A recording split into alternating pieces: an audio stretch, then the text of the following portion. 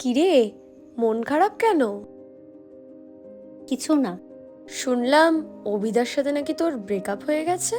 আসলে কি জানিস তো, আমিও চাই না রিলেশনটা ভাঙুক। ওর এতগুলো মেয়ের সাথে সম্পর্ক, আমি এটা কি করে মেনে নিই বল? আমি কেন, কেউই মানতে পারবে না।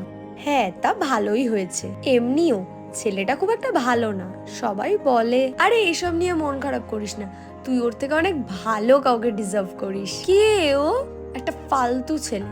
আর শোন, এবার বুঝে আমি সব প্ল্যান করে রেখেছি, আমরা একসাথে বেরোবো কিন্তু। হ্যাঁ যাই হোক, আমার একটু কাজ আছে, আমি আসছি রে। হ্যাঁ, আচ্ছা ঠিক আছে, টাটা।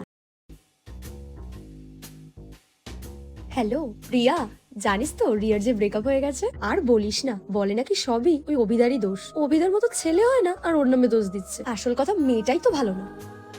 যা, কথাটা তোকে বলাই হলো না।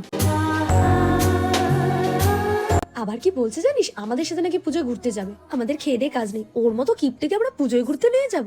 আমি ঠিক কোনো মতে লাস্টটা ক্যান্সেল করে দেব। আরে তুই, কি হলো? তোকে একটা কথা বলার ছিল, তাই। ঠিক আছে, আমি পরে বলবো, আসি। আচ্ছা, সাবধানে যাস কিন্তু, টাটা। আমাদের চারপাশে এরকম অনেক বন্ধুই আছে যাদের মনে বিষ আর মুখে মধু। এরকম বন্ধুর থেকে দূরে থাকাই শ্রেয়। मुस्कान झूठी है।